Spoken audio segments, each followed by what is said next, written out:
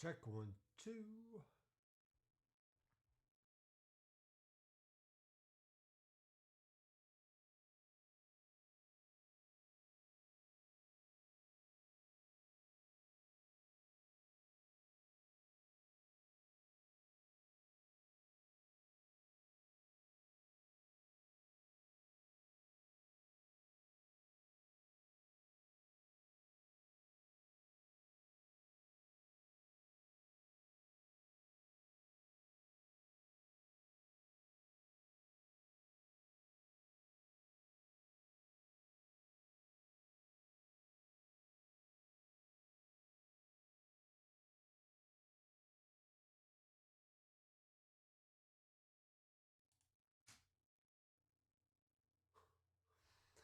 Howdy, folks. I'm Doctor McFarland, and we're going to do a little live stream tonight comparing and shooting out the Tac-O-Bout Pro and the Headrush Core.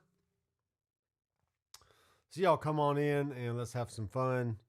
I'm going to compare a few different amps that I've come up with, but you are more than welcome to recommend any other amp that you can think of. As long as the Tac-O-Bout Pro has it, then the Headrush is probably going to have it as well, and we can just shoot them out. So I do have the Headrush Core on this little tray in the rack, but the camera can only get so wide. So, if I zoom in, you're not really going to be able to see both of them, and depending on the camera angle and whatever else. So we can pull the camera down, then you don't see the Tac-O-Bout Pro. So we're just going to kind of meet in the middle a little bit, somewhere maybe around there. And we're just going to use our ears and have fun and see what we can come up with.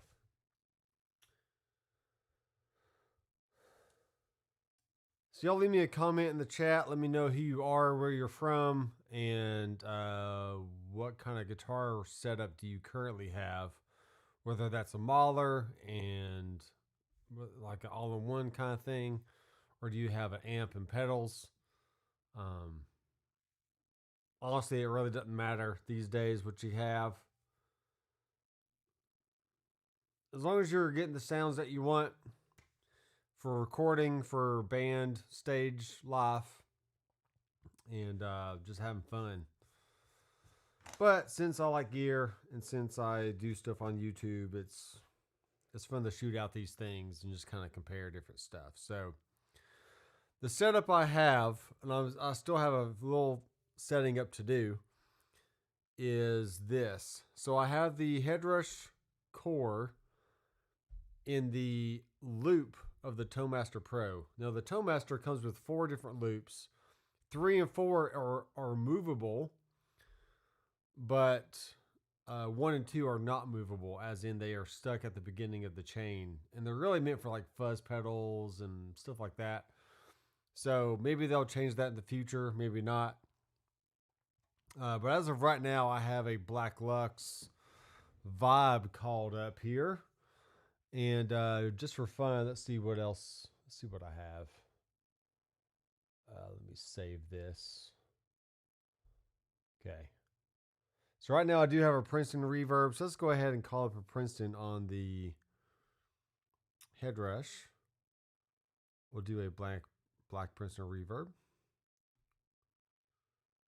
And we'll shoot out some clean tones and then we'll crank both amps and see how well they respond. I am getting a weird noise for some reason. I'm not really sure what it is. Maybe it's the cables I'm using. It's quite possibly the cables I'm using. I'm not sure, but we'll try to bear through it. Let's see what we got. I can bring this volume down. So here's my sound. Okay. So if we go back, I currently technically have no amp in the chain. Okay, if I go here and turn on this Princeton amp. This is from the Tac-O-Bout Pro.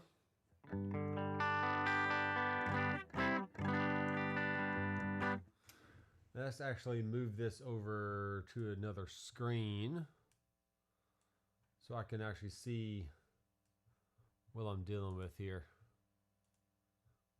Arrange all windows. Okay. Kind of see everybody. All right, so David Scott King is in the house from St. Louis, Missouri. Very cool. Go say hi to my aunt over there in St. Louis. Ken Smith is also in the house. Just bought the Tone Master. Still finding the tones. Oh, they're in there. They are definitely in there for sure. And what I like so far is just being able to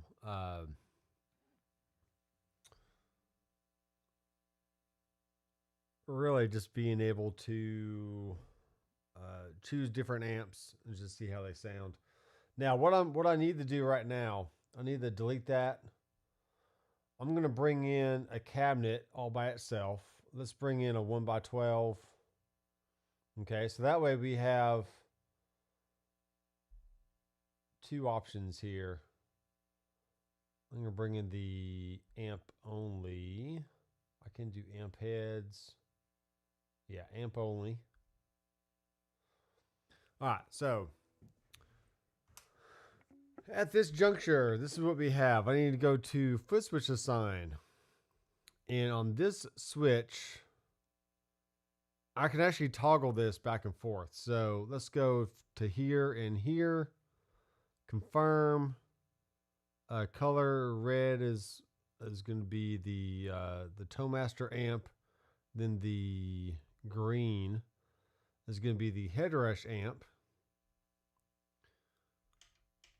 So now, if I go back over here, we can see that we can toggle between the amp and the effects loop on and off. Okay? So when it's red, it's the Tone Master, and when it's green, it's the Headrush. And that should make things fairly easy to work out.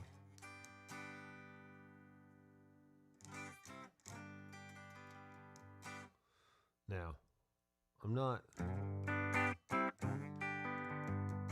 Alright, so I'm having to use... Let's use my output gain here. Maybe bring up the volume on the rig.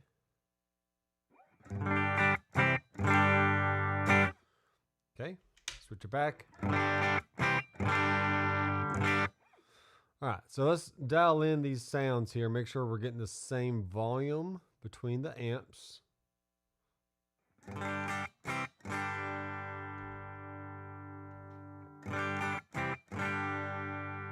then going back. Okay, pretty good. All right, so first amp up is going to be the Princeton Reverb, or just Princeton amp in general.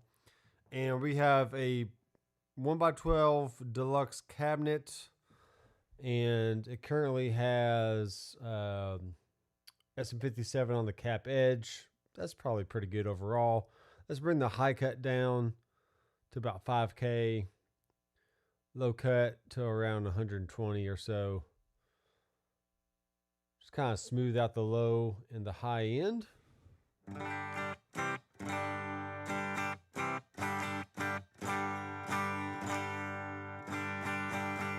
Just checking my volume here, making sure the volume is where I need it to be. And if it's not, I can always bring it up here.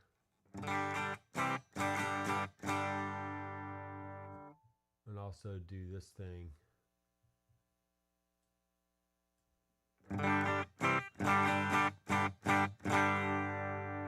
Alright, cool.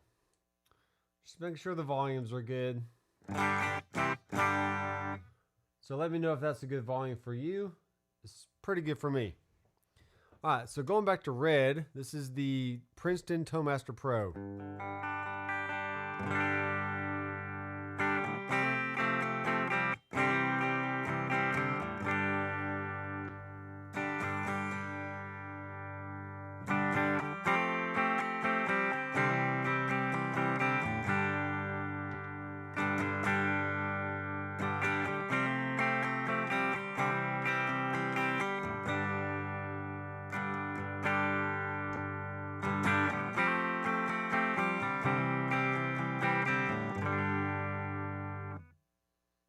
Okay, so far, I would be very hard pressed to tell a difference in a mix, in a full band mix. Now, when you're just isolating the amp apart from everything else, I mean, yeah, you can be a little more critical on like, okay, this has more bass, this has less treble. It's just different nuances, but those sound pretty similar to me. So uh, I'm not going to go out on a limb tonight and say which one is better. They're both great units. They both sound really good and can do some really awesome things. We're just giving a very general shootout just to kind of hear what each amp model sounds like on each unit. Now, I did this in the past with the Quad Cortex, and I found that the Quad Cortex had a slightly more hi-fi overall tonality to it, and whereas the Headrush kind of had less mid-range, not as in-your-face kind of sound. But so far, between the Toemaster Pro and the Headrush, they are pretty much on par as far as the Princeton Reverb models go. Especially since I'm using the same cab for both amp models. So the cab is the same, and everything else is the same, other than just the one is coming from the effects loop, and the other is the amp model on the Toemaster Pro. So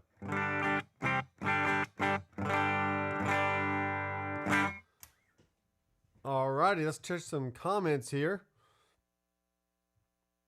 Let's check some comments. It is Taco Tuesday today, all day, up until midnight tonight. So if you hadn't got some tacos yet, then run for the border, go to Taco Bell, get you a chicken burrito and some of those cinnamon twist things in a Mountain Dew or something, and make a night out of it. Make a night of it. How about that? David Scott King says, I have an original Headrush, an MX5, and bought a Headrush Prime about 3 months ago. Very cool. Cole Barnes is in the house. Headrush pedalboard, MX5, been using modeling amps since the late 90s. Still have a Johnson JM150 that I lug around every now and then. We've come a long way. Yes, we have. Yes, we have. I really didn't get into modeling until 2017 or so. Up until that point, I was probably about 35 amplifiers deep in my purchases over the years of just buying and selling way too many amps. Same with pedals. I've owned tons of different pedals over the years, tons of different guitars. Bought and sold some Reverend guitars, bought and sold some Gibsons, some Fenders. I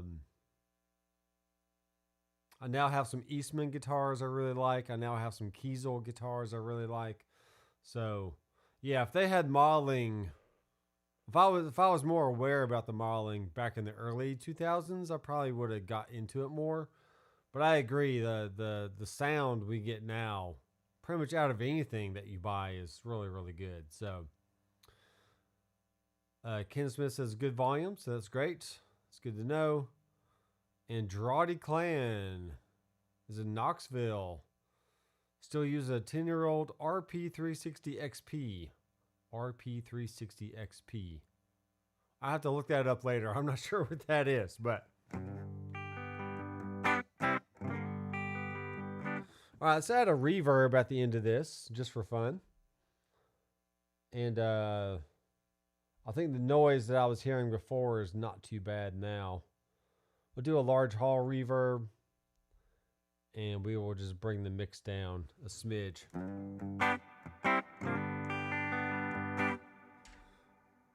And that is a modulated reverb for sure. I hear the modulations in there. Maybe I'll turn the mod down. Make sure spillover is on. So far in owning the Toemaster Pro the last 2-ish weeks or so, I mean, the touchscreen experience is on par between both units. Really the sounds, I mean, so far the sounds have been great. I have noticed that the reverbs on the Toemaster Pro is a little more what my ears want to hear, especially for the more ambient affected type reverb, like modulated reverbs and shimmer and stuff like that. I want this live stream to be mainly a shootout between the amplifiers, but I'll do some shorter videos comparing reverbs on both units, drive pedals on both units. I mean, modulations, they pretty much all sound the same on all units. I mean, a chorus sounds like a chorus, a vibrato sounds like a vibrato, stuff like that. So, but it's really to me, it's the drive effects and the reverbs that really make a huge difference on a modeler. The axe effects stuff, the fractal stuff, all their delays and reverbs are amazing. Sound really, really good.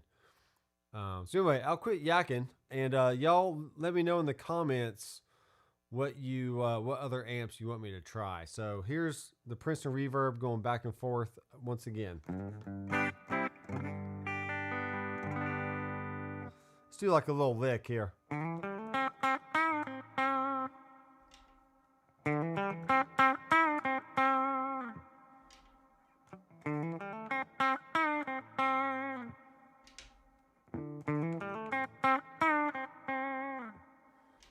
They sound close enough to me.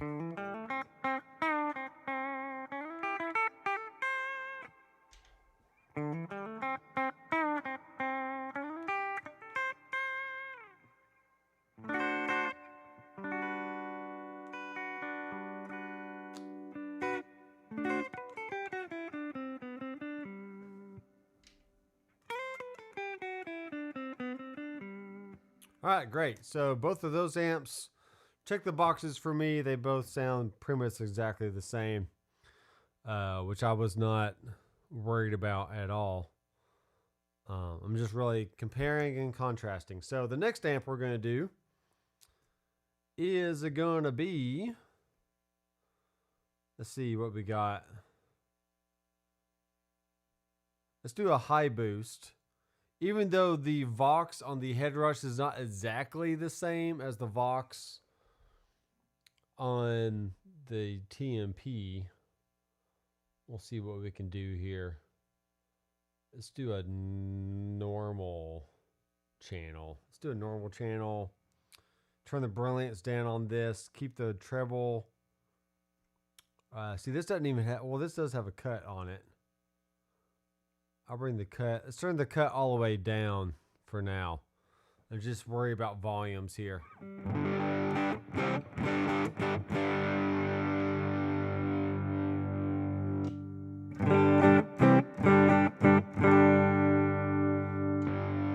Okay.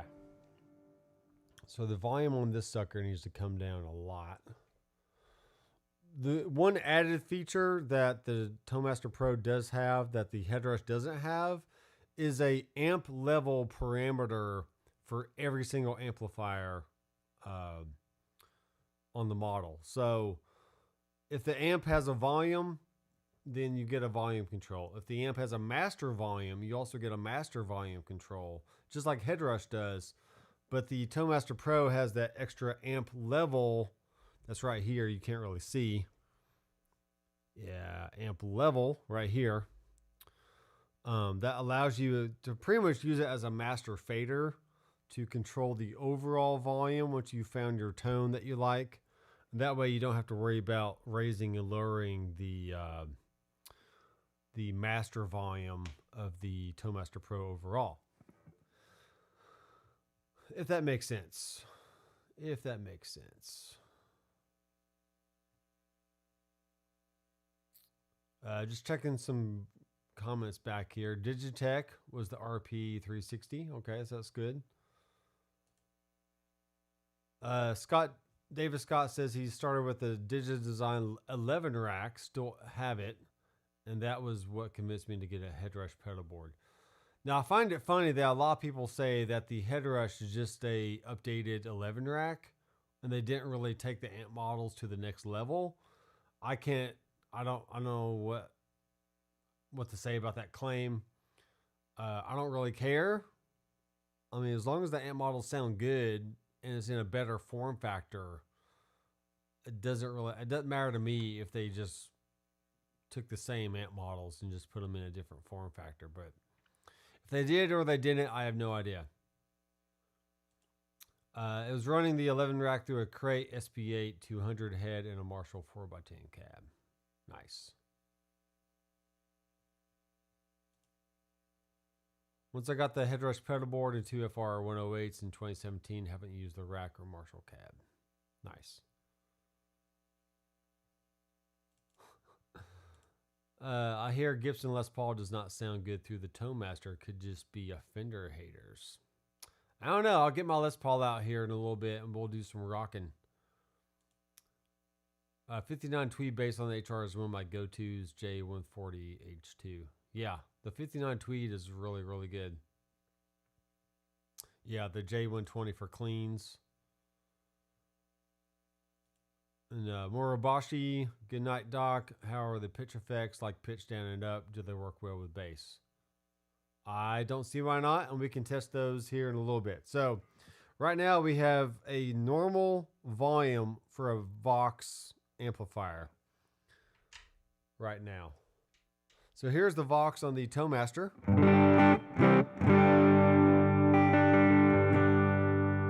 Maybe I'll turn the amp model down just a little bit. Then here it is on the Headrush. So a little cleaner.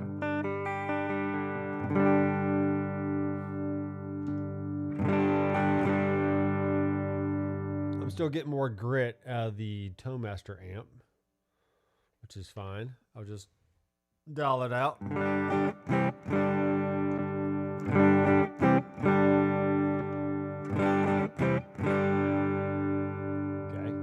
Tone is pretty much the same. I'm just now listening for, the tone is the same. I'm just listening for volume differences.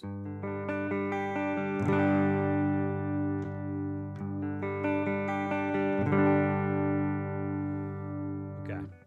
Let's bring the cut up about 50% on the amplifier, about right there.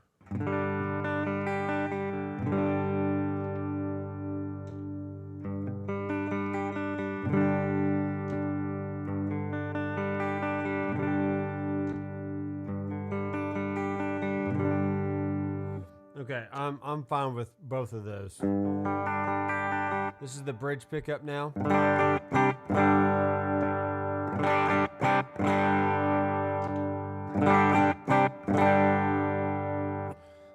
The normal volume is staying, or the Headrush is staying a little cleaner.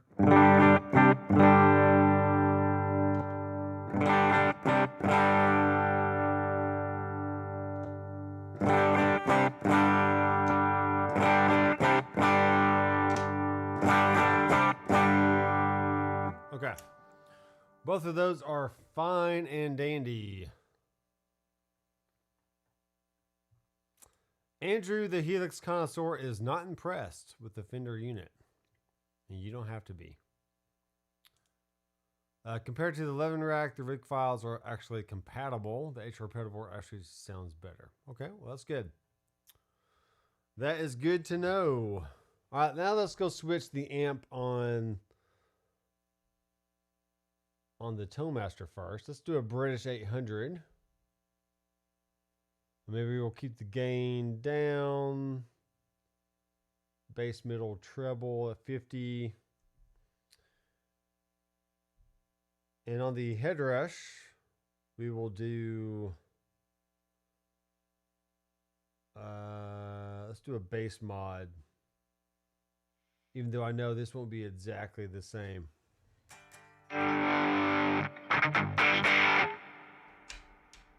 Okay, what do we got? Okay, we got to bypass that one. Okay, so here's the JCM 800 on the Tone-Master.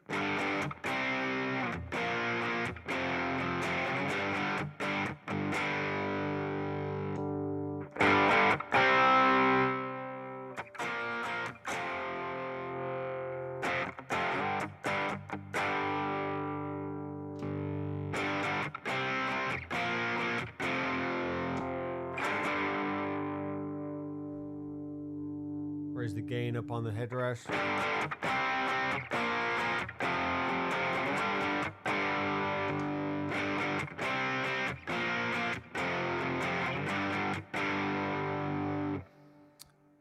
Pretty close, folks. Pretty close.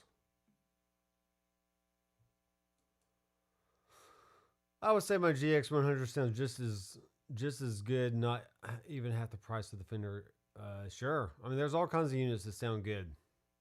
What drew me to the Fender is really the form factor and the number of switches and the way you interact with the switches and turning them to make them encoder knobs. And it has a touch screen. Plenty of ins and outs on the back. It's really what I wish the Headrush core would have been.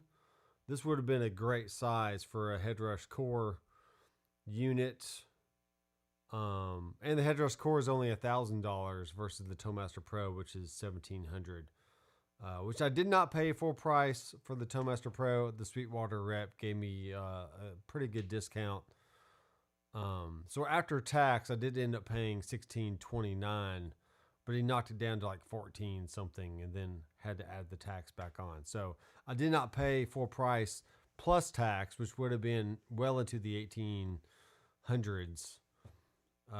maybe close to 1900. But so I saved a few $100s there, which I was happy about. But always call your Sweetwater rep and see what kind of deals you can get. Otherwise, click the links in the description for my affiliate links and support the channel that way, so I can help pay for stuff I review.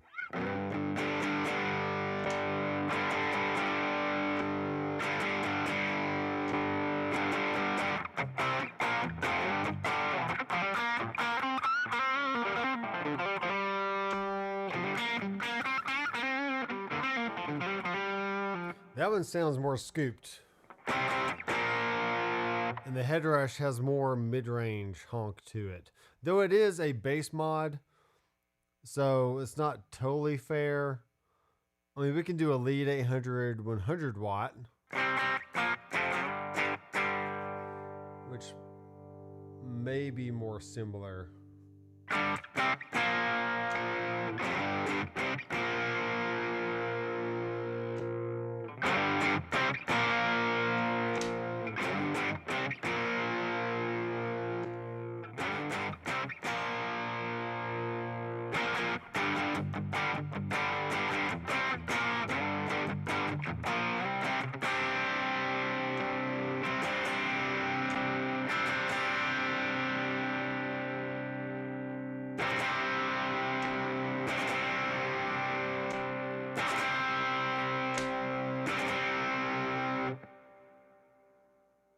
Honestly, you tell me, folks. I mean, if that doesn't sound the same, I don't know what does.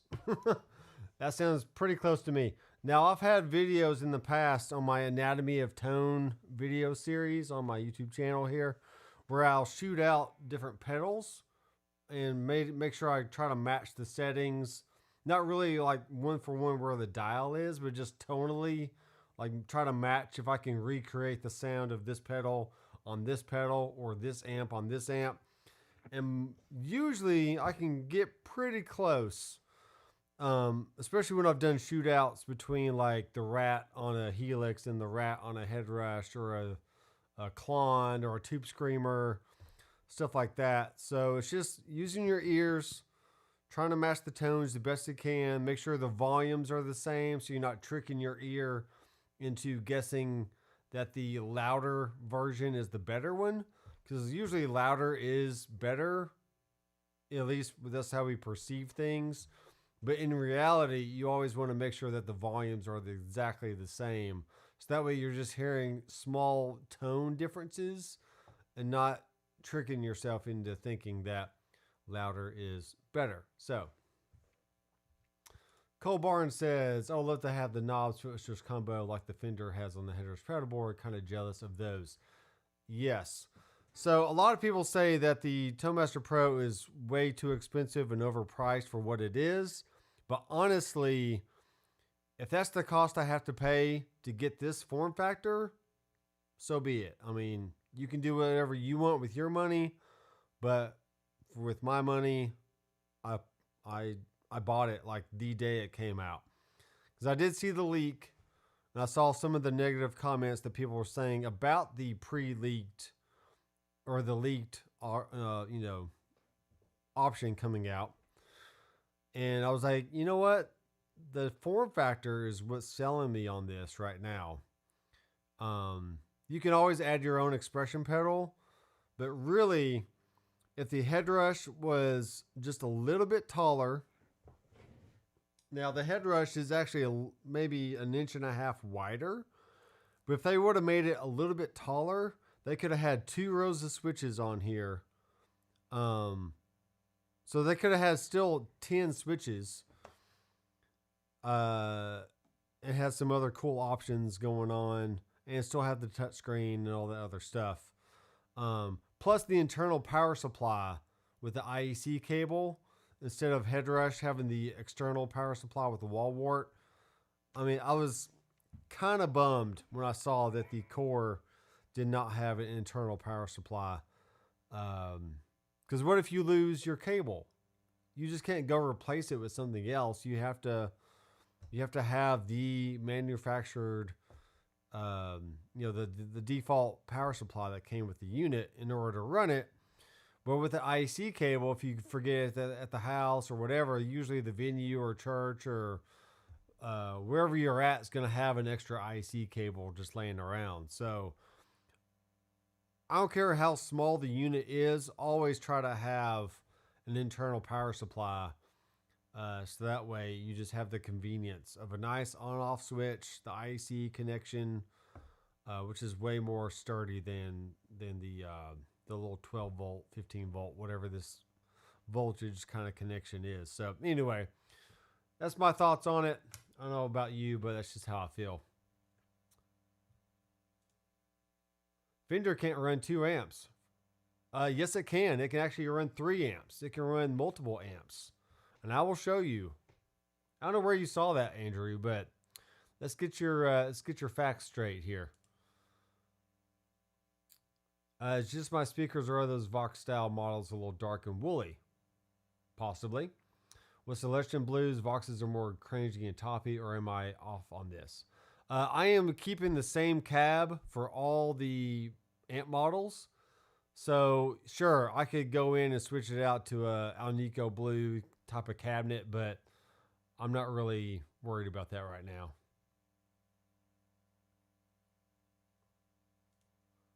Yeah, they are pretty spot on. Pretty spot on.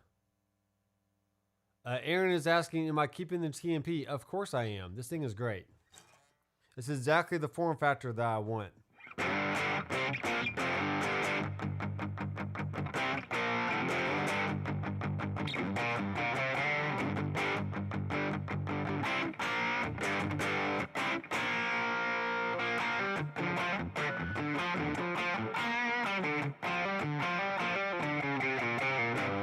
Now I am considering, I have an Axe-Fx 3 rack and then the FC12 foot switch over here, which you can't see.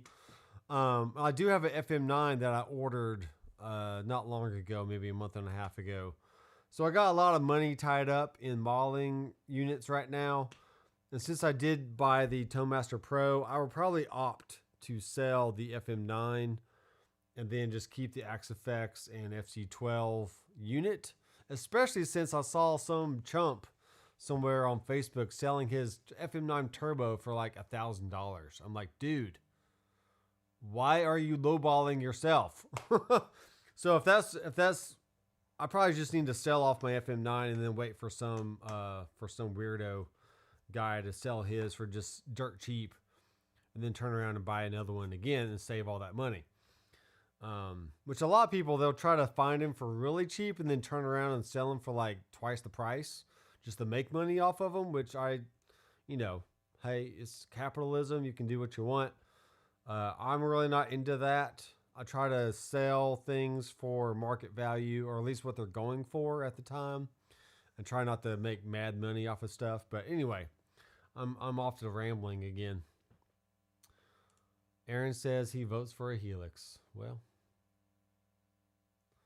John Cordy doesn't like the Fender either. I don't really care what John Cordy likes or doesn't like.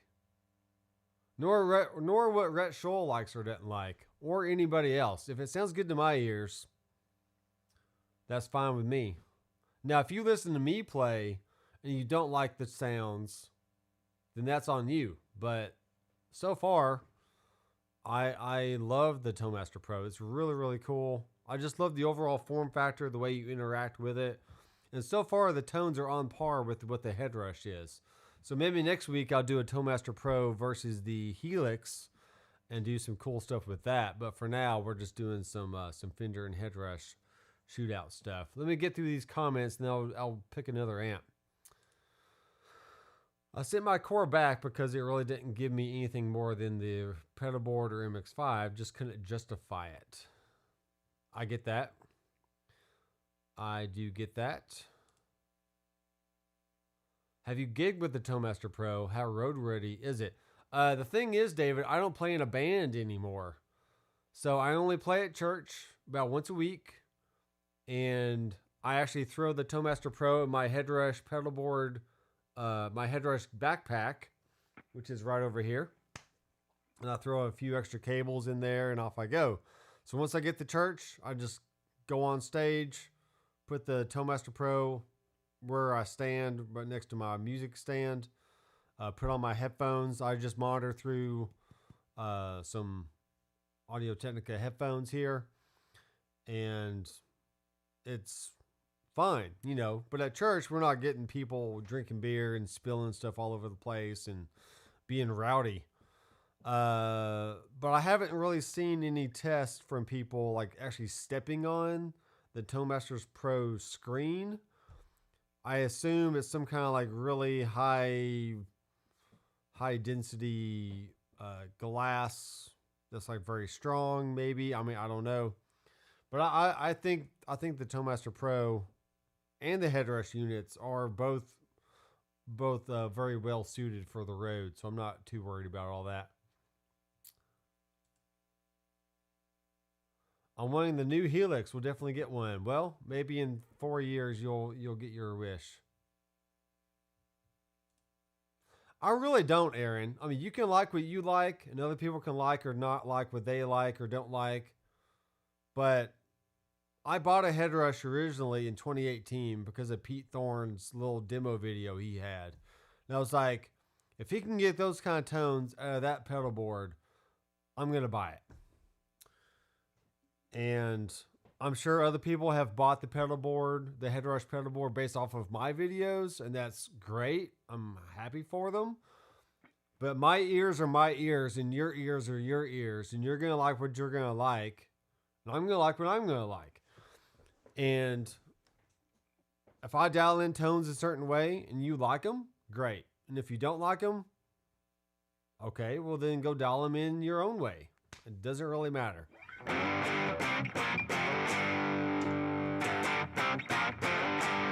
Okay, so those amps are pretty on par. The JCM 800. All right, let's go to... Now, I do not have a Friedman in the Headrush, nor do I have a 5153. But I do have a Mesa Boogie Mark II amplifier. So let's go here. And then the Headrush is called an M2 lead. So this would be interesting how this works out here. Let's see what we got. Maybe turn the bright off. Okay. Oh. Let's go cancel. Okay. All right, so here's the... I'm not changing any settings on the Toemaster Pro amp. Just leave it where it's at. Actually, the treble's on. Let's put all these things on 5 here. So middle needs to be on 5. Bass needs to be on 5. Presence 5-ish. Master's fine. The gain can be down a little bit. So I had the gain on the Headrush about 28%.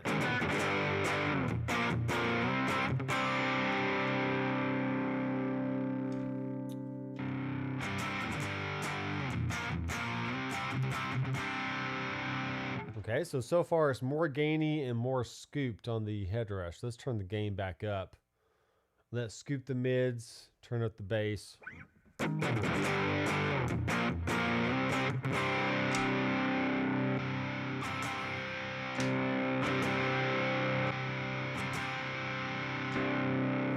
All right, so in this instance, the amps are nothing alike so far. And let's see here. We can see what we got.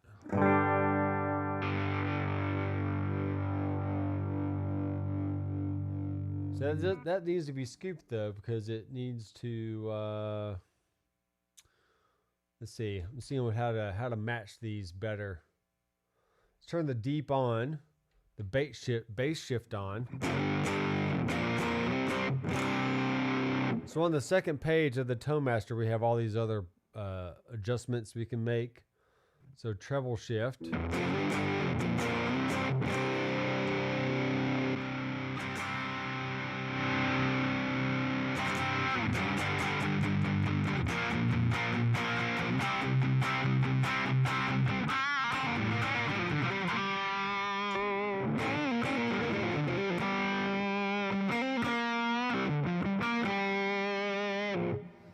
Okay, it's a sound. Whether you like it or not, that's on you. Whatever you like. See what we got here. So far,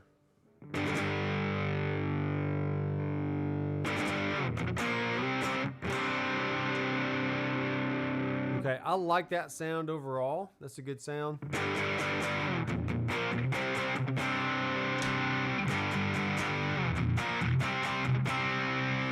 Okay, let's bring down the bass on the Headrush. Maybe turn the bright back on.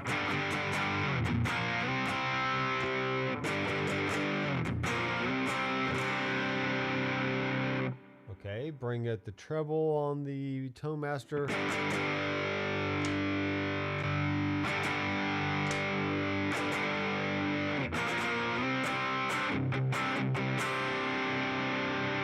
See my banjo over here? I played banjo this past Sunday. That was fun.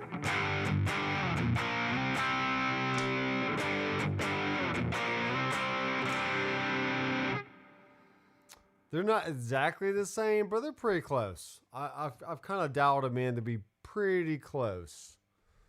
Not going to say they're exactly the same, but they're close enough.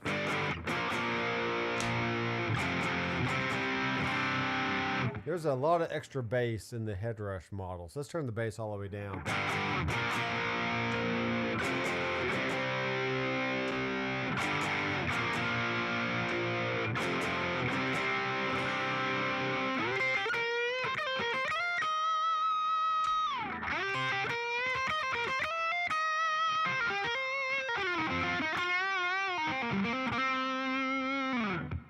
Okay, I think for a recording, I could do something with that.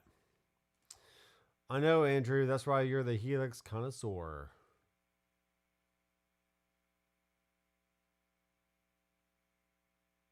See, once again, that's a subjective opinion. If it's overpriced for you, it may not be overpriced for somebody else. What is missing from the TMP? All kinds of stuff.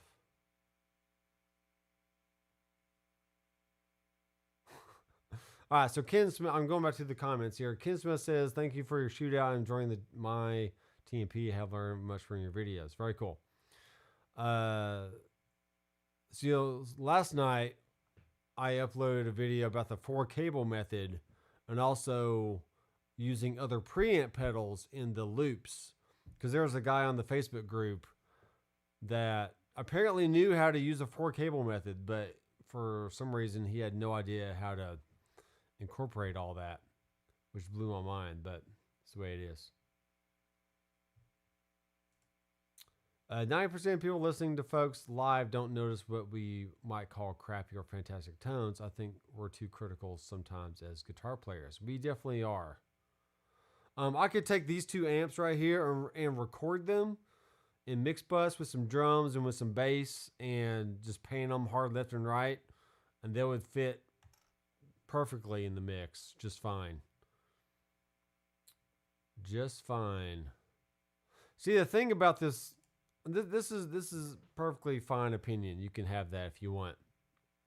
All right, now, and this day and at this time right here, was it worth $1,600 or $1,700 for the Toemaster Pro? Okay, that's still subjective, but let's say in another 6 months after they've maybe updated some features, did some other stuff, they do have a microphone input on here. So they can still do the cloning, profiling, capturing option in the very near future if they wanted to go that route. They have all the ins and outs to make that happen, and it's literally just a software update. They don't really have to change anything about the hardware. So at that point, now it's on par with what the Quad Cortex is doing, and maybe they go in and maybe have some other routing options. Okay, so each new update is going to keep upping the ante a little bit and increasing the value of what you originally bought. So right today, maybe you don't like the price, but here in another 6 months to a year, I mean, come on, it literally took Quad Cortex 3 years to finally make good on all their promises that they said they were going to do. And they still haven't even incorporated their plugins into the unit yet, which I know is coming, but it's taken them forever. So if Quad Cortex people can watch and wait for features for 3 years just to finally get their money's worth, then Toemaster Pro is no different, in my opinion. That's my professional opinion, by the way. Yeah, everything sounds money. That's fine. I mean, I can always go to the cab and maybe put it right on the cap instead of having it on the cap edge, because your microphone position is an EQ within itself.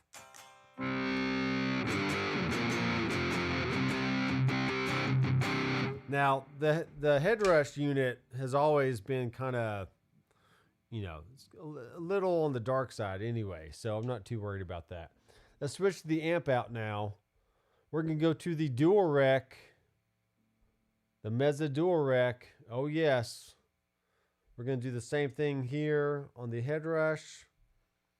We're going to go to a tread plate modern. Turn the gain down. Turn the bass back up. All right, here's what we got. Turn the gain down on the Toemaster, the treble down, middle bass at 5 o'clock or 6 on the dial. Okay, here we go.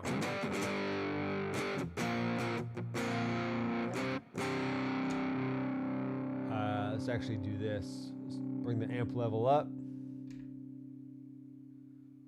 Foot switch mode.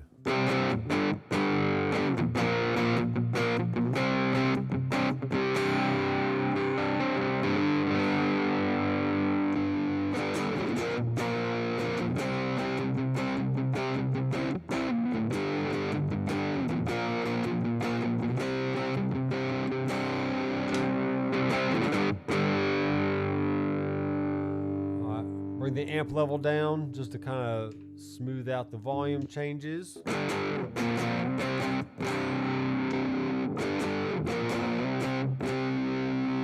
Headrush has too much gain. Let me go back to my other mic position, which I kind of preferred. So that's still dark. Still dark. I'm going to keep the same mic position. I'm going to keep the same everything here. Maybe bring the high cut up a little bit.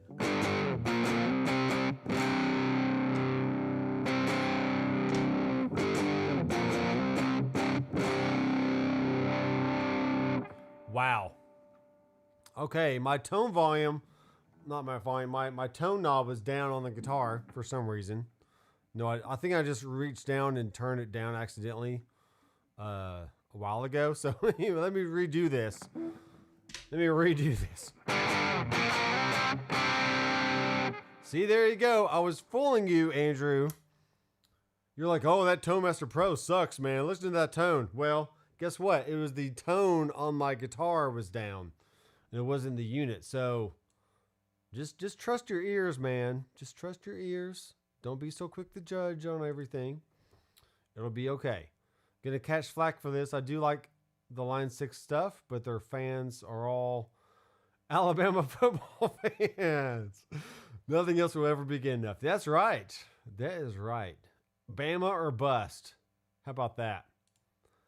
Doug Warden's in the house. In this day and time, a person is hard pressed to find a product that doesn't sound good. That is very, very true. You can't beat the original. Line 6 is the best, hands down. Actually, Fractal came before Line 6, so take that. At least I think they did. Yeah, the OG Kidney Bean. Well, I think the Kidney Bean might have been before Fractal, that's for sure. That's if Fender stands behind it. Why wouldn't they? They put in all these years for development, then they're just going to leave it on the curb? That makes no sense. It's all personal preference. I prefer Headrush. I think they all gave their merits. I just prefer the Headrush for me and my sound. Yeah, so what's cool about the Headrush is the sounds I'm getting right now, you can get the same exact sound on the MX5, which is their cheaper unit.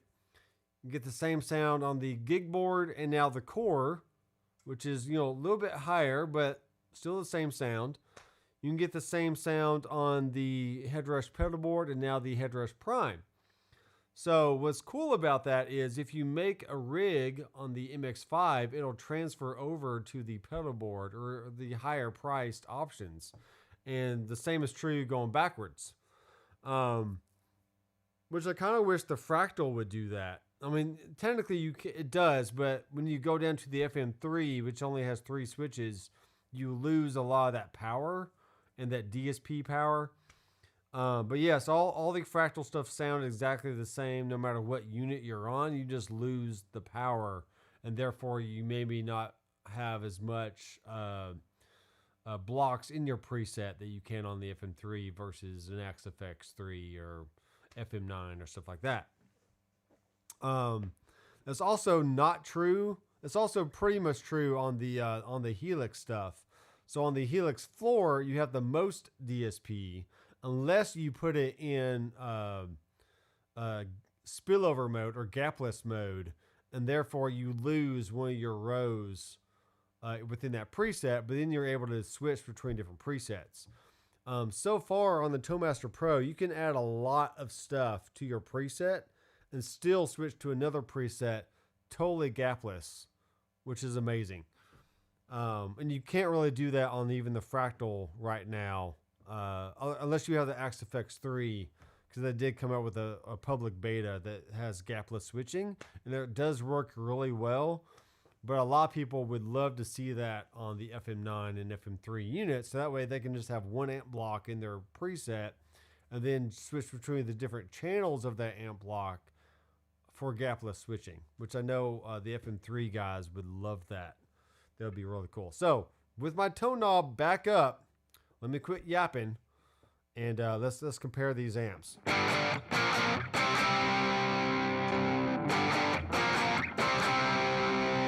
Okay, so Headrush is losing a little bit of the high mids.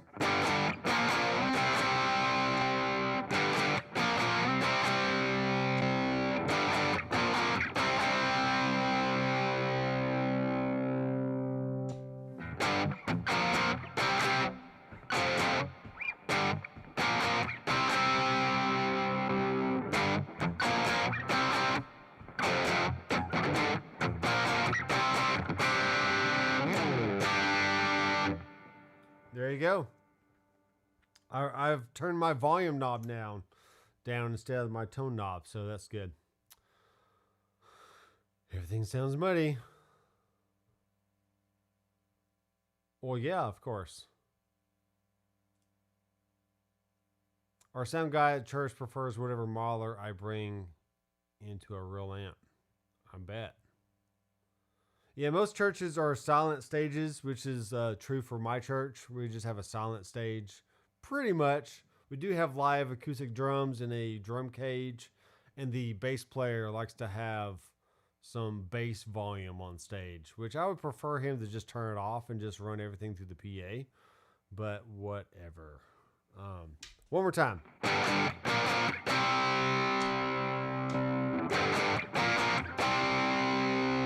Okay, both are on par. Both units are on par for sure. Get this out of my face. All right, let's go with another amp.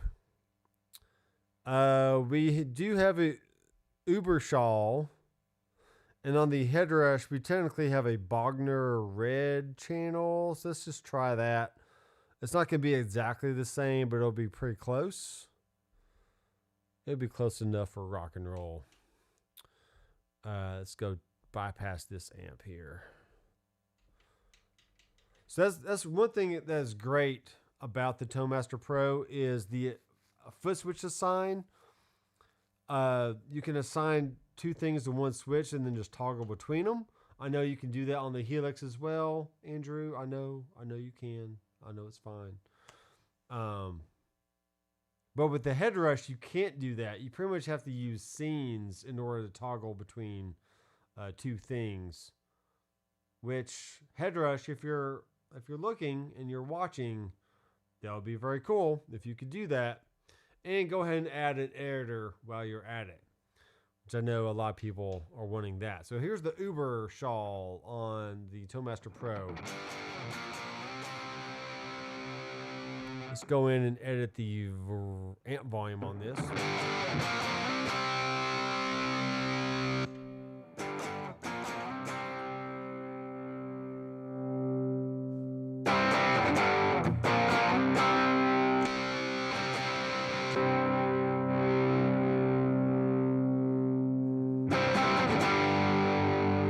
I can already tell that these are not going to be the same sounding kind of amp.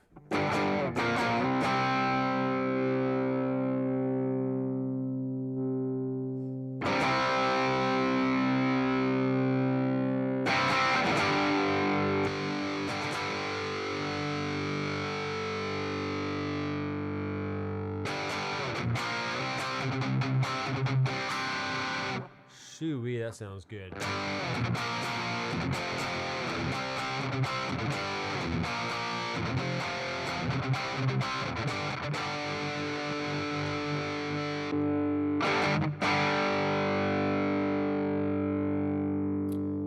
Okay, let's go to our output here. Let's just bring down the rig volume.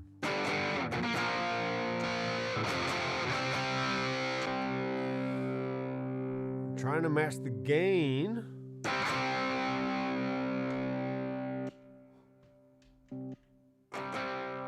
Yeah, it's not going to work. Gotta have a little gain on tap there. The treble is down.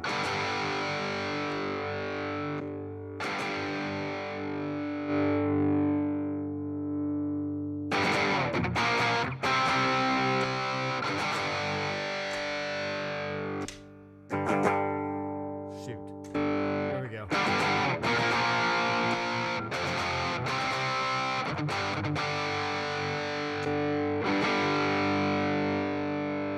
Trying to match the volumes.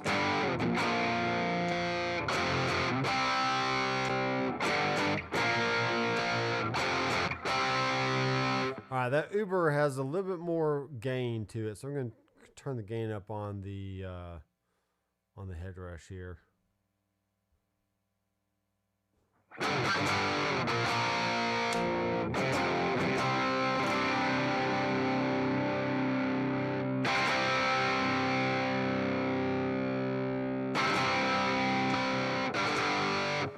How long have I been going? I've been going for about an hour, so that's good. Let's see.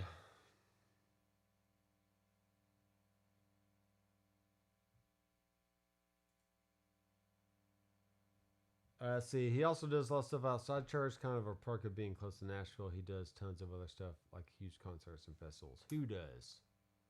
Who does it? Oh, our sound guy. Yeah. Yeah, that makes sense. So, Cole, I assume you're in the Nashville area, right? If you are, we can hang out. We can hang and jam. Yeah, I like the Fender Bear on that one. Yeah, it just has a certain kind of ballsiness to it.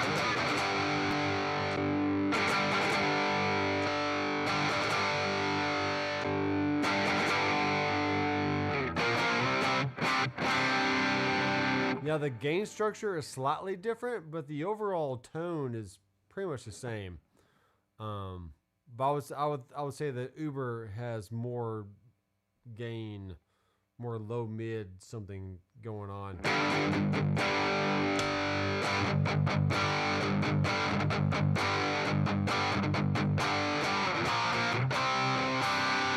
Now, if I change the cab at this point, which I can, it's going to kind of tweak our ears for a bit because we've been listening to the same cab for the last hour-ish.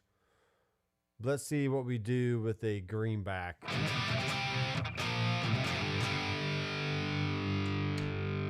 Ooh, wow.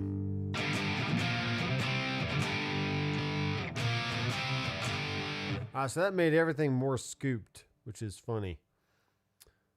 Let's do an Uber cab.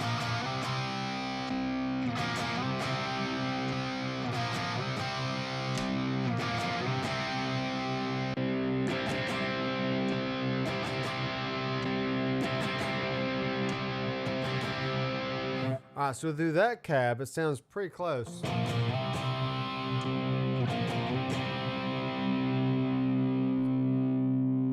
And also the issue is this. Notice where the microphone is. That's a horrible mic position. Let's go back to the 57.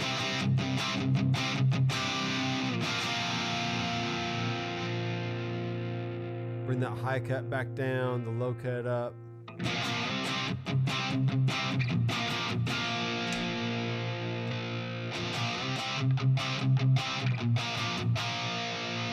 Yeah. So mic position is, mic choice and position is everything, really. So let's go back here. Back to our 1x12 Deluxe 65. Okay. That is the Ubershaw. Let's see what other amps we have in here.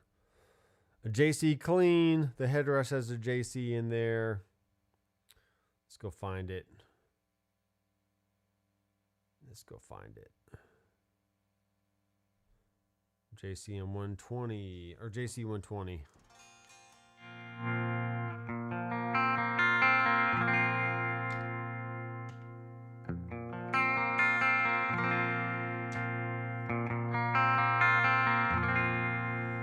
Okay, that has a little more heft to it. Just bring down the volume, bring the treble down, middle, bass. Do the same here. Make sure the mids and all that stuff are about the same.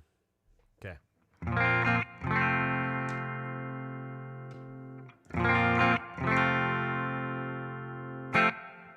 Now, the Headrush has a built-in reverb to it, and the JC does not have a built-in reverb. It just has a volume, treble, middle, and bass, but no built-in reverb. So, there you go on that one.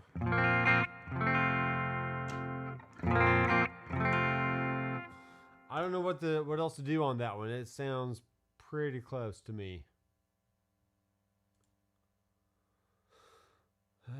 Yeah, it's too late for that, Dan. Sorry. Yeah, EQ, volume tweak always fixes everything. EQ and volume, that's all we can really do. Oh, I see.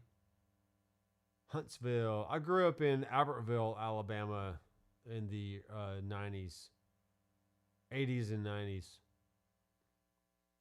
So I'm familiar with that area. The JC.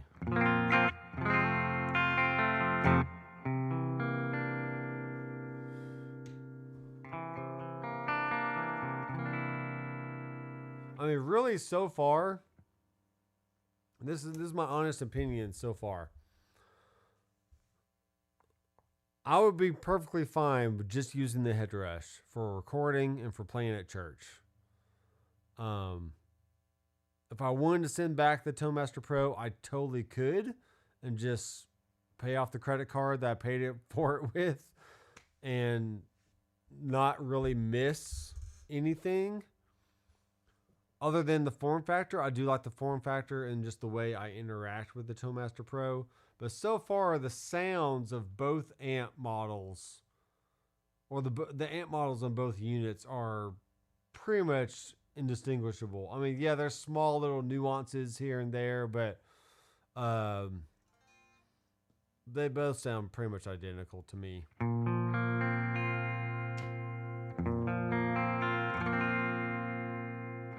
Now, where they do differ, and this is the reason why I would want to keep the Tonemaster Pro, where they do differ is the reverbs. The reverbs are way better on the Tonemaster Pro, in my opinion. The Overdrive pedals are definitely, they're not better. But let's just say, for instance, let's do this. Let's go back. Let's just add in our let's do a deluxe reverb amp. Okay.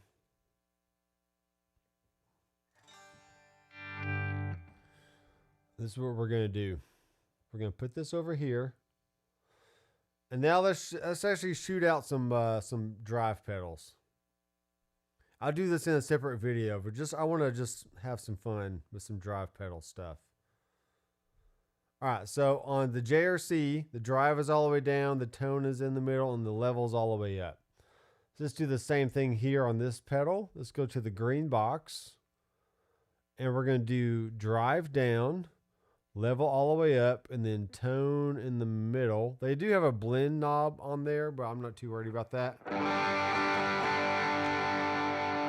All right, so now we're going to bypass this one. Sorry, we need to turn this one on.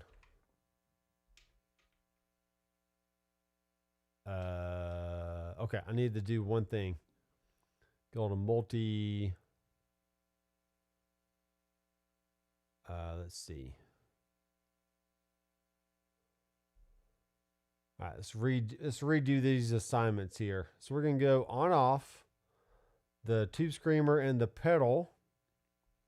Confirm. And this time the red is going to be the Tonemaster, and the off no LED is going to be the Headrush here. So let's turn this one on.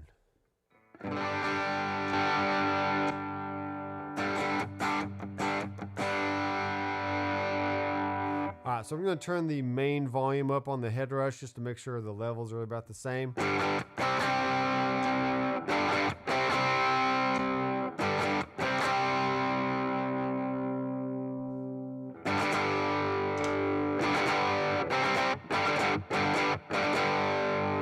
Okay, I hear a little extra high, mid, bumpy something going on the Tonemaster Pro versus the Headrush Tube Screamer.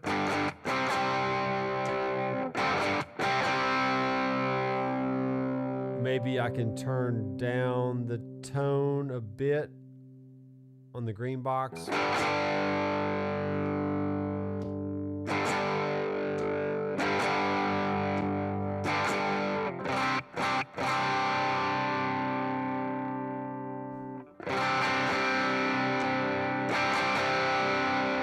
Alright, so what I did was I turned the tone down on the green box, put the tone up on the Headrush, and now they sound pretty spot on.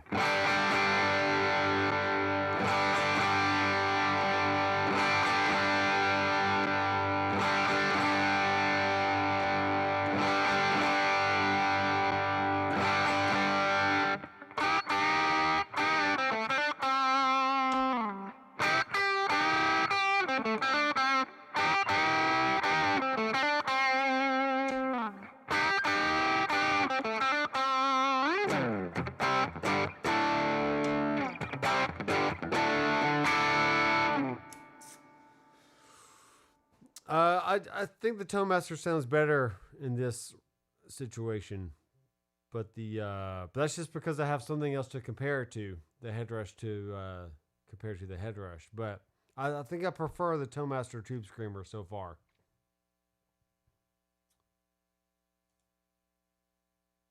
When you were comparing the Ubers, the Headrush was much louder. Much louder. Okay, well, maybe it was. Maybe it was. On my Headrush platform, I have a different clone in front and a Moore A7 ambient pedal in the effects loop. Nice. Well, there you go. Yeah, you can always add more pedals to something if you really want to. And I guess you could buy some extra pedals for the price of the Tone Master Pro and then just add them into the loop of the Headrush.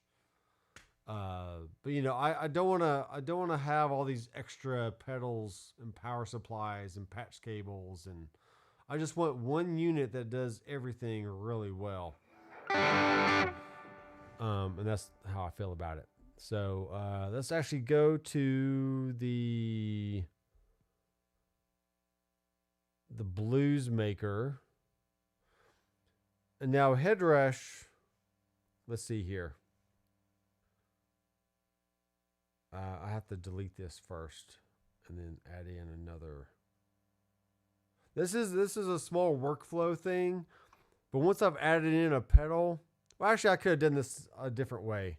I did that wrong. That's my bad. The Sheriff might be close to what the Blues Maker is, but not exactly. It's pretty close though. So let's just see what we got. So here's the Blues Maker.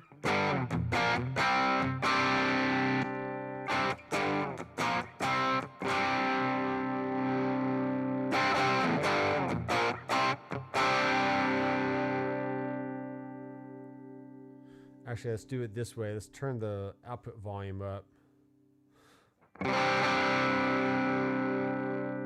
Maybe.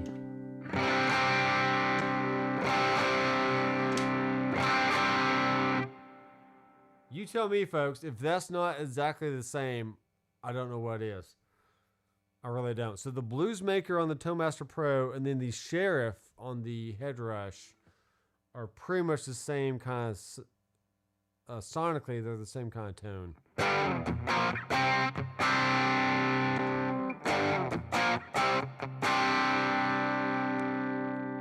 Now, this might be a little lower in volume, just a little bit. Just a little bit, not much.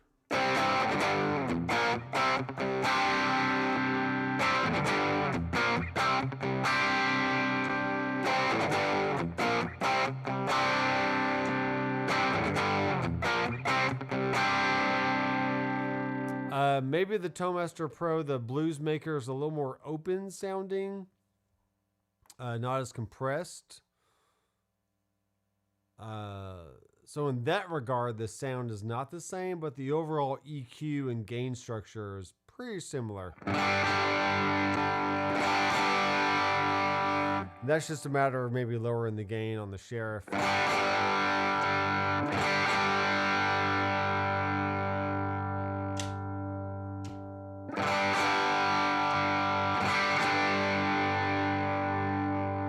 The Blues Maker has some extra bass in there that I could probably take out.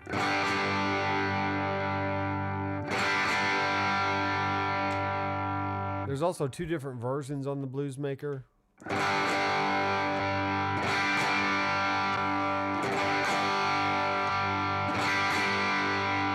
Okay. Pretty close. Pretty close on those. No more comments so far. Okay, that's fine. Just going through. Let's do one more. Let's do a Klon. Let's do a Klon. The Headrush does not have a ODR pedal, and they do not have a Paul Cochran Timmy. So I pretty much just I'm stuck with the the Klon style stuff here, which is fine. Do output all the way, gain all the way down. Now on the Headrush, I can hit this gray block and go in and choose a different effect. So we're going to do the K drive. Drive down, level up, tone at 50. Because I'm 50. Molly Shannon on SNL. I'm 50. I can kick. I can stretch.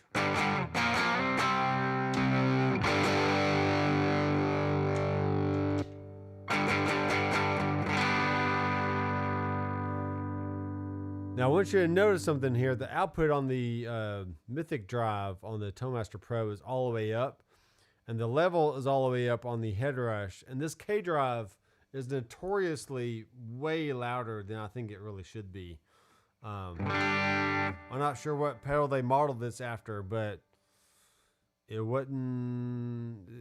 So far, it's not come close to sounding how other units have modeled their Klon pedals. So something tells me that something's off with the Headrush model on this one. And once again, that's my professional opinion. See, that's just way too much gain. I'm going to turn it down. Because the more level you feed into the input of your amp, you're going to drive it harder. You're going to get more overdrive out of that.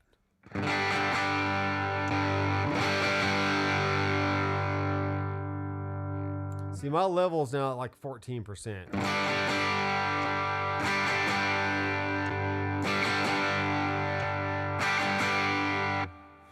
That is dumb. All right, so level all the way up on the Tonemaster Pro Klon pedal versus level 14% on the Headrush K drive. That's how much I had to bring it down just to match the overall level push going into the front of the amp. That's really insane to me. There's a lot of things I like about Headrush, but some of their pedal choices and how they modeled things just are not, they're not right. They ain't right in the head, that's for sure.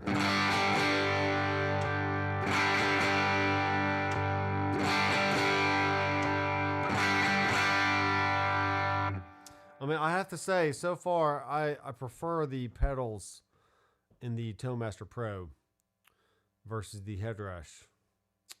And I'm a Headrush guy. I mean, come on, let's be real here. I'm a Headrush fan. I like all things Headrush. But in every category so far, I just prefer the Tonemaster Pro over the Headrush. Yeah, you can quote me on that. Quote me right now. Quote me. All right, let's see. My effects loop. The HR is a Dano Cool Cat, Mover A7, and a Dano Tape Echo. Yeah.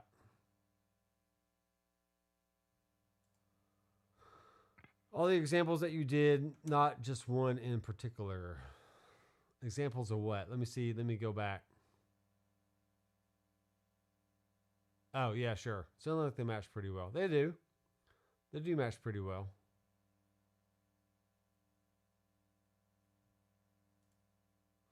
If I plug my HR MX5 into a Fender clean amp, would I be able to get metal tones using the built-in amp on models on the HR? No, because this reason. And this is exactly why I made my 4-cable method video last night on the Tonemaster Pro and all other 4-cable method videos I've ever done with other units. So this is the issue with plugging an amp modeler into the input of a clean amp. You are stacking the preamp sounds of your real amplifier with a modeled amp on your Headrush for this example, but it could be a Fractal or a Kemper or anything else, any other modeler. And I personally do not like the sound at all of stacking preamp gain structures on top of each other. That makes no sense at all. if you want to use your MX5, you would be better off buying a Boss Katana for about $300 used, or maybe $250 used. Get the 100 watt version, and they have a power amp in option that bypasses the preamp sound on their amp, and you're just using it as a power amp and a speaker. Now, at the same time, you do want to turn off your cab modeling on the MX5 or the MX5, because you do not want to layer a virtual speaker sound and also your real speaker sound. Because if you had an FR, then you wouldn't have to deal with any of this. But since you're choosing to use an amplifier, I would prefer if you went and bought a Boss Katana and just use that either with the power amp in on the back or the effects return on the back. And therefore, you would be bypassing the preamp options on the Boss Katana and just using it as a power amp and a cab. But your MX5 would be the front end, or they would provide all the effects like overdrives and delays, and also your amp models from the MX5. So I don't want to come across as harsh, but please do not just take a Mahler and plug it into the input of an amplifier. You are stacking preamp sounds, and I do not like that at all. And once again, that is my professional opinion. I just don't like that. You need to use the effects return of an amplifier, or if the amp has a power amp in, like my Katana does, like my my Supro Delta King 12 has a power amp in option. That's really what those are for. Those are what that's for. All right, so the amp has an effects loop. In that case, yes, use the Fender. But when you say Fender, I'm thinking, okay, you got like so you said Fender clean amp. I'm thinking you have a Fender Twin or a Deluxe or a Princeton or something like that. And those amps usually do not have effects loops. But be more specific on what amplifier you actually have, so that way I don't go on a 5-minute rant on how you shouldn't stack preamp sounds. So yeah, Metalhead Blues, if you can clarify what actual amp you have, that would probably make me sleep a little bit better tonight. Yes, it can be difficult to mix these Mahlers with traditional guitar amps. Yes, it can. I really don't like the sound of a modeled amp going into another preamp of your amplifier. I just don't like that.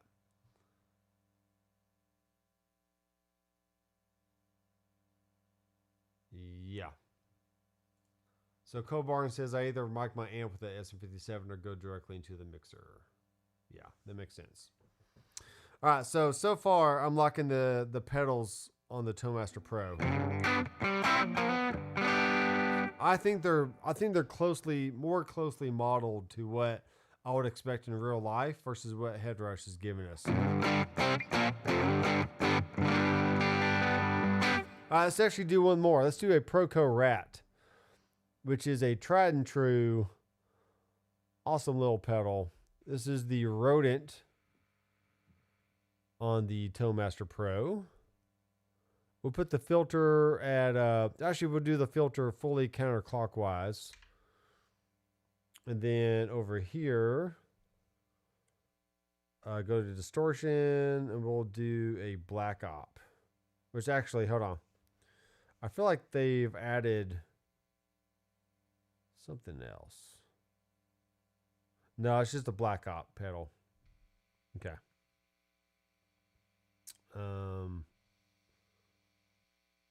What am I doing here? Okay, filter needs to be all the way off. Volume needs to be about right there. Distortion about right there. Okay, let's go here. Let's bypass that one. Okay, so now we're toggling. So here's the Rodent on the Toemaster Pro. Now I'm going to warn you, with the filter knob all the way counterclockwise, this is going to be the brightest it's going to be. So we're going to really test this out here.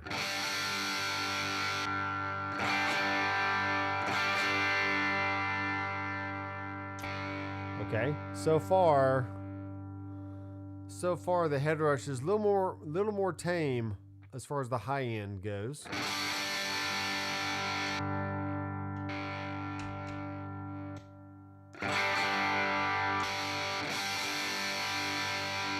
Okay. So far, Headrush wins on this one. Let's do the little cutoff here. Ah. Sorry, I did the wrong one. Confusing.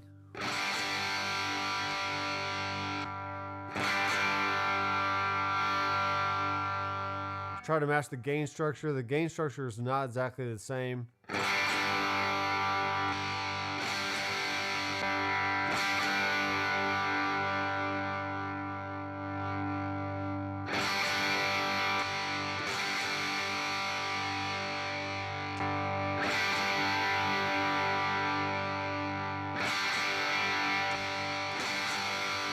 All right, Headrush has way more mid-range in their Black Op distortion pedal versus the.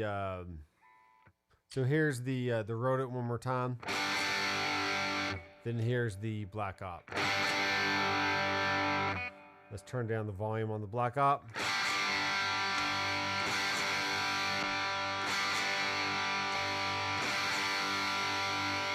Okay, I think with that volume adjustment there, they are now more on par. I think the more volume you push with the pedal, it's going to push the front end of your amp more into a different kind of overdrive.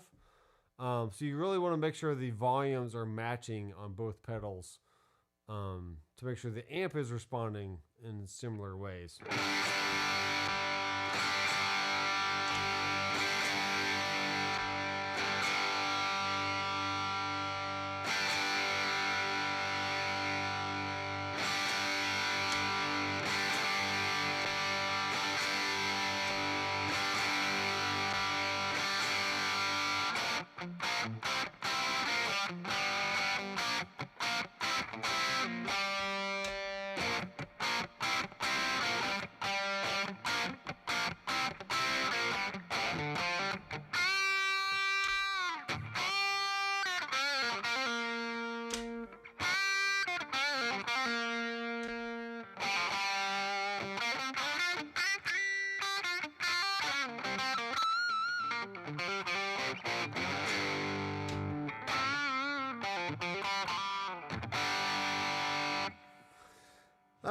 Okay, I got him sounding pretty close, but I still think I just prefer the Toolmaster Pro pedals overall. I think they are truer to what I would be more familiar with in real life. And Headrush tends to be a little more extreme on their modeling and their settings. Not saying I can't dial them in to be similar, but the example on the Klon, the volume was all the way up on the Toolmaster Pro Klon version, and then I had to match that volume by turning down the Headrush Klon to like 14%. That's just way too much of a gap in parameter tolerance, if you will, in my opinion.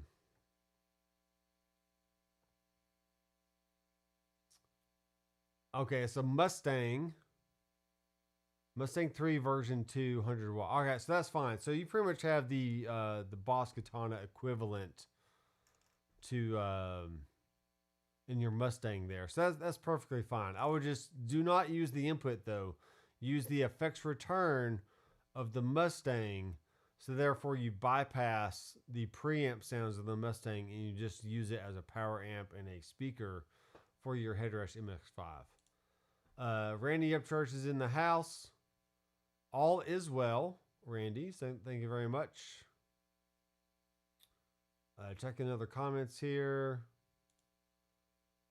Thanks for subscribing, Metalhead Blues. Let me know if you have any other questions. I'm more than happy to make videos answering your questions specifically, because I know when it answers your question, it also helps to answer other people's questions who have similar questions. So it's good.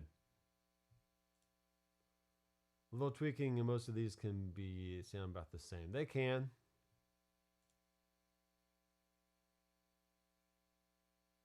Yeah, exactly. So if I recorded both of these right now, one left and one right, and just panned them, they would make a nice full sound. They just wouldn't be exact.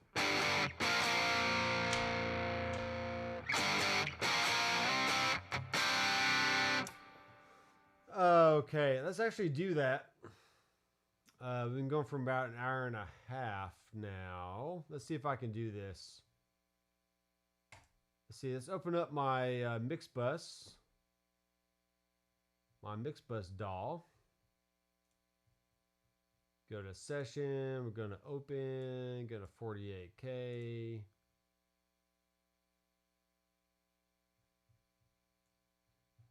Let's see here. Let's see what I can do. What's this?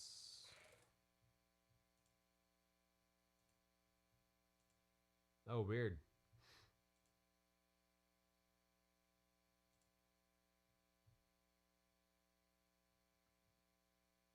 Did it just like turn off my camera? No, surely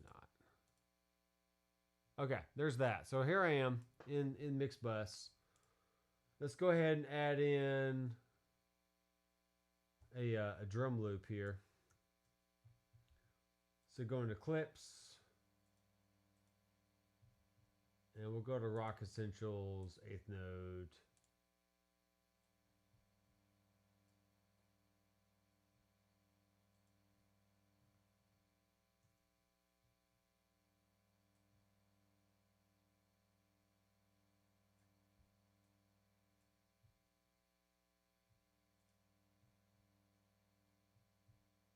Oh, geez.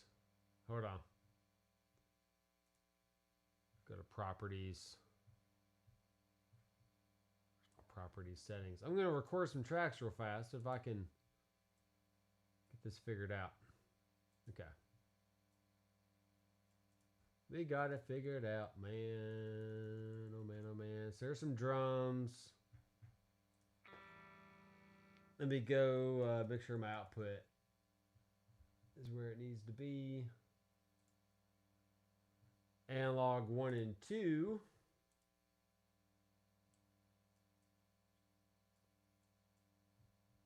Make sure this fader's up a little bit there.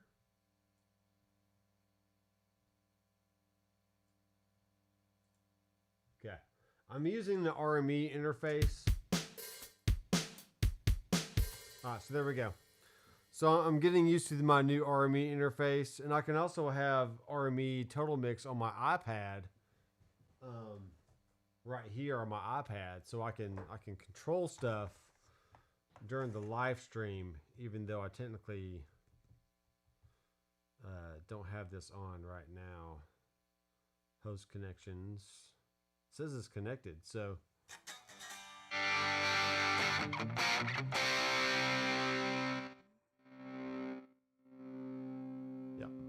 Yeah, I can control everything here.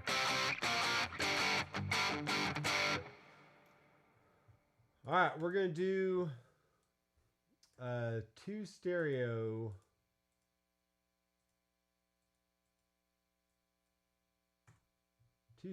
tracks.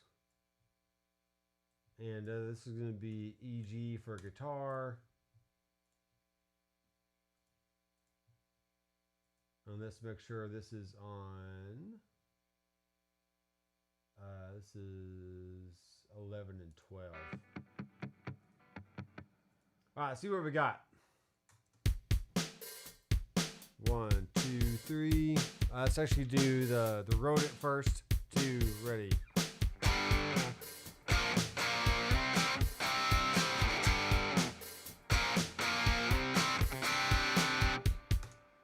Okay. Then this other one is going to be the Black Op.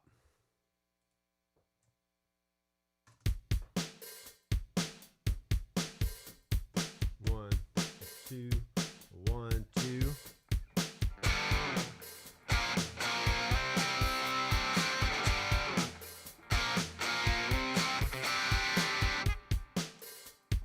Okay, I didn't play that exactly the same, but it'll be fine.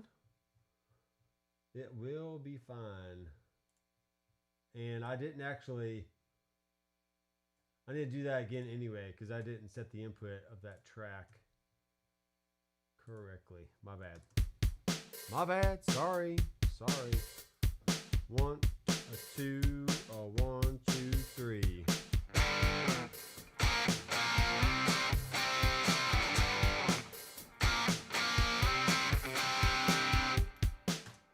All right, now we got it. So we're going to highlight these tracks and we can split them.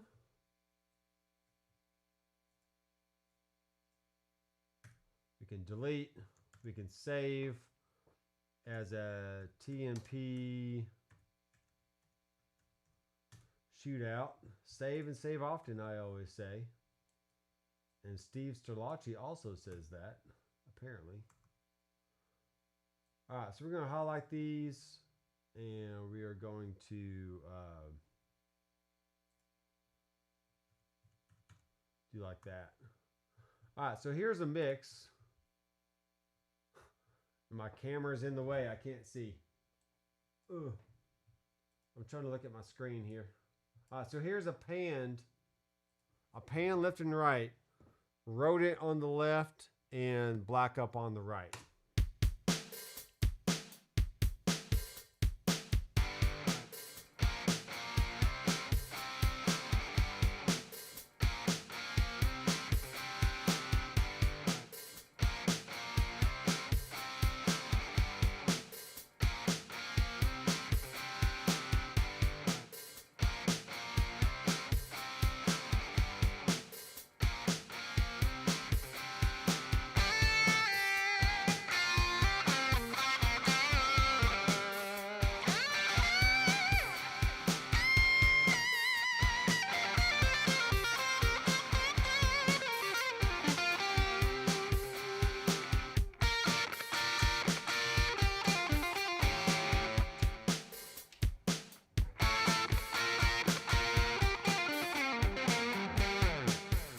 Yeah, I like it.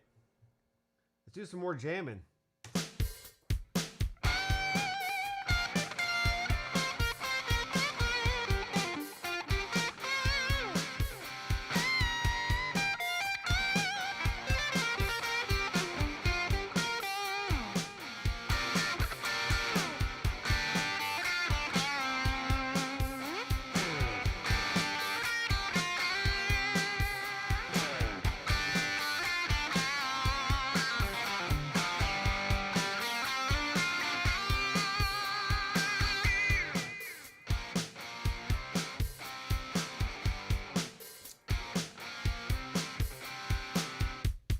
All right, there you go, folks. That is a pretty good comparison between some pedals on the Toemaster Pro and the Headrush. And it really does come down to how they sound recorded. I mean, yeah, you can go back and forth and worry about stuff, but like really when you're recording, that's where really, I can't keep using the same word really. When you're recording, that's when you can see and hear how well things fit in a mix. And that's really the most important thing. How does it fit in a mix, especially when you're in a live band? Will the little nuance you hear in your bedroom studio really matter once you get to the stage? I mean, so far, I do like the feel of the amps and pedals and reverbs on the Toemaster Pro. But if I was just on a desert island stuck with a Headrush, I could find sounds in the Headrush just fine that I could use for recording. So Headrush is still a great unit, and if you have a Headrush, don't go out and just buy the Toemaster Pro because everybody else is, or because I am, or I did. I am here to say that the Headrush is still a great unit, and you can get all kinds of sounds that you need at your disposal from this great box. If you own a Helix, that's awesome. Just use it to the best of your advantage, or to your knowledge. If you own a Fractal, if you own a Quad Cortex, a Toemaster Pro, a Kemper, all of them can get great sounds. Especially if you have some kind of recording setup, just record some stuff and then pan them hard left and right and just listen to how they sound in the mix. And you're going to be really hard pressed to really have a preference over one or the other. I mean, these sound good to me. This is one more time.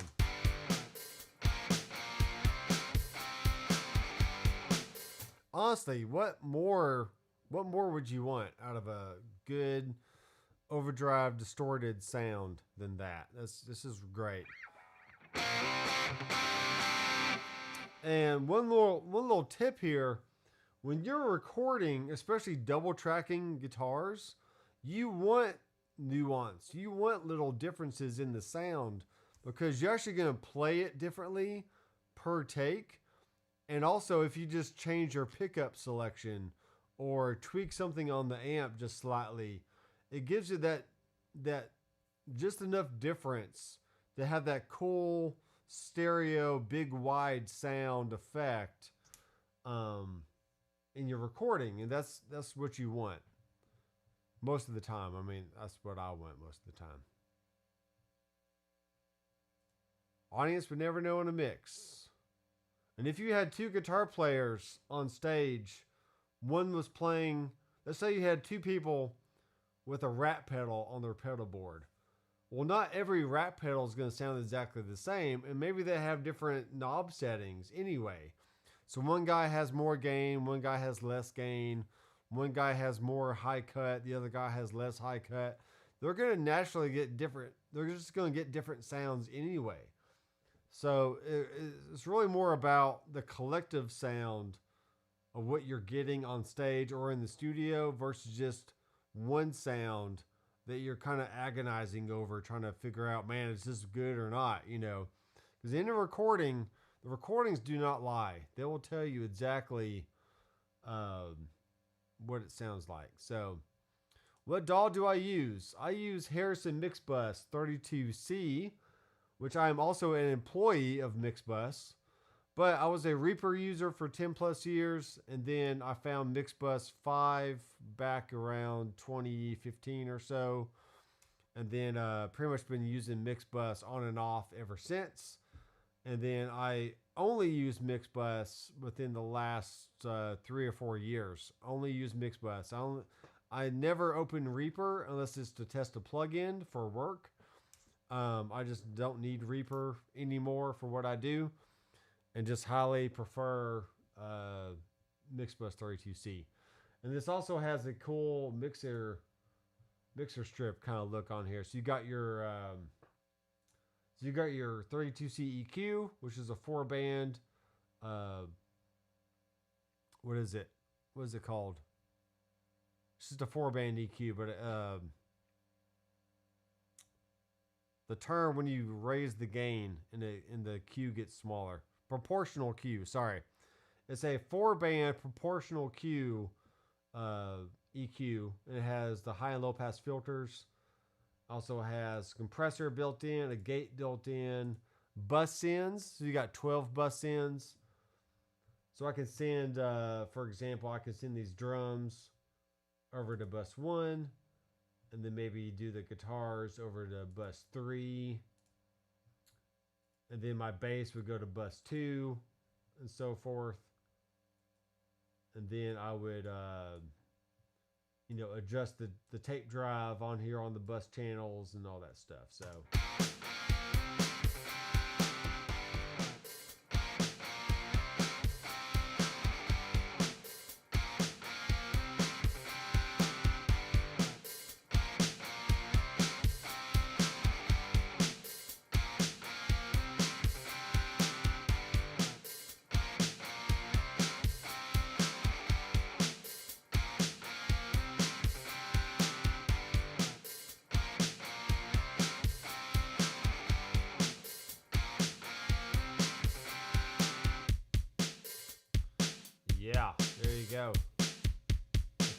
smaller there. Yeah, so I basically just made a little session, drug a drum beat onto the timeline, duplicated it out, made 2 guitar tracks, and then did some quick panning, did a little EQ on the buses, and there's my song.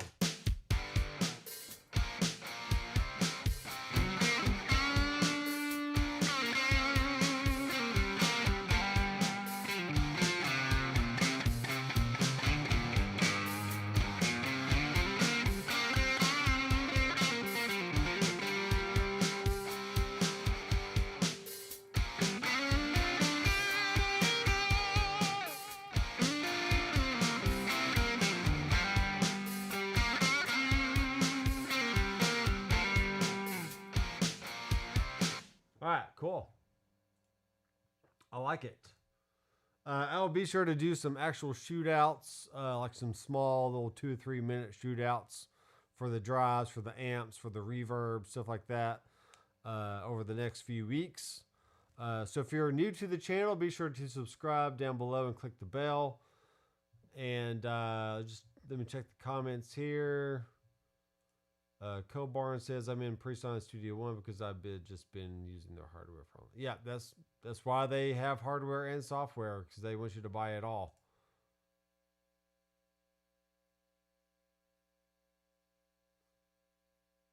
Yeah, I actually have a Presonic Studio Live mixing board back here, but I really wanted to have the keyboard here in front of me. Let me go back here. For some reason, this is not the look that I want. I don't know why they do this. It's like it's not going full screen, and I'm not sure why. Not sure why it's not going full screen. Anyway, I'll go back to this other view. So yeah, I got the keyboard here in front of me now. I have a rack interface with the RME. I have I basically have 16 channels of ADAT inputs. So I have essentially a 28 input studio here. That gives me everything I need to hook everything up all at once and not have to patch a bunch of stuff in. So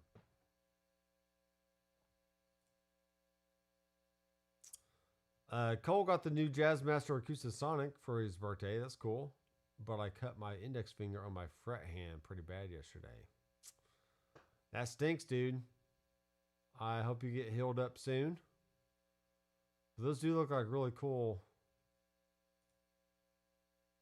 Yeah, Mixbus is very affordable. We just had a $99 sale over Labor Day. And Black Friday is also going to have a good $99 sale to get Mixbus 32C. And the updates every year, if you choose to update for each new version, is not much at all. So if you look at it through the course of a year, you're basically paying $6.50 a month. So it's like a cup of coffee at Starbucks, kind of deal. Let's go ahead and turn off the amp here. Let's just listen to. Let's turn off the pedal. Let's just listen to the nice Fender amp.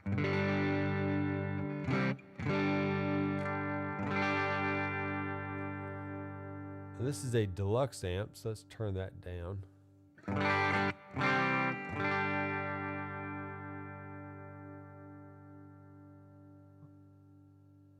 Okay.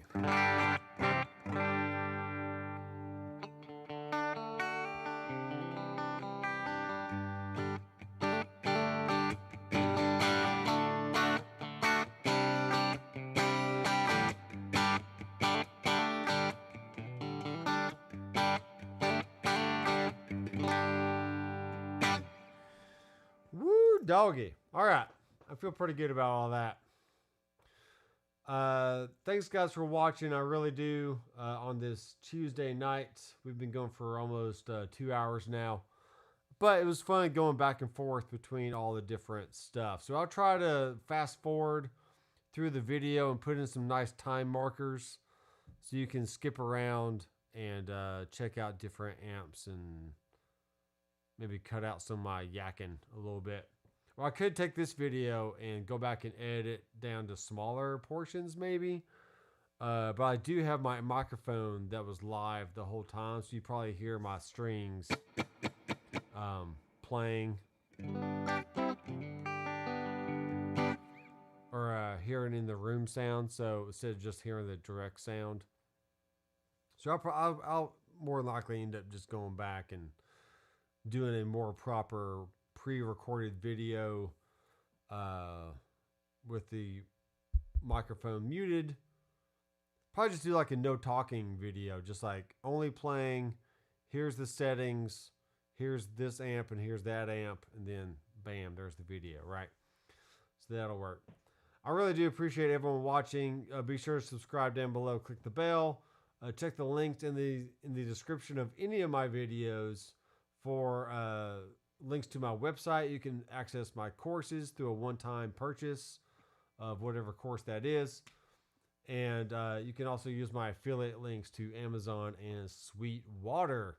So that does help me go to purchase or actually pay off gear that I've bought to review. Because I just don't have companies knocking down my door sending me stuff, which is I don't expect anyway. Now I did pay for the Toemaster Pro with my own money. So any help you can send my way by using my affiliate links, great. I do appreciate that. And yeah, Cole says do the 59 Tweed bass next time. Yeah, I'll do that in a video.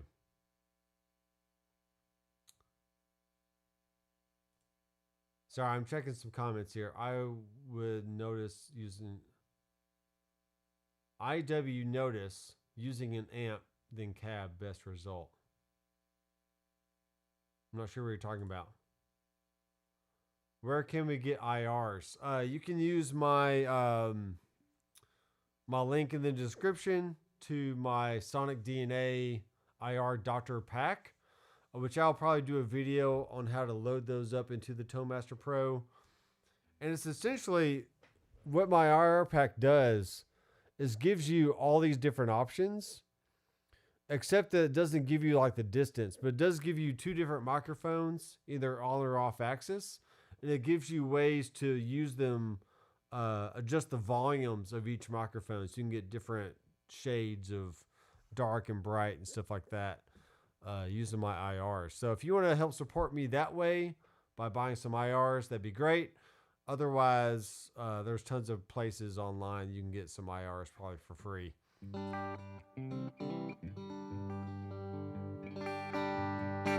All right, guys. Thanks for watching. I am Dr. McFarland. I will see you in the next video. Keep rocking.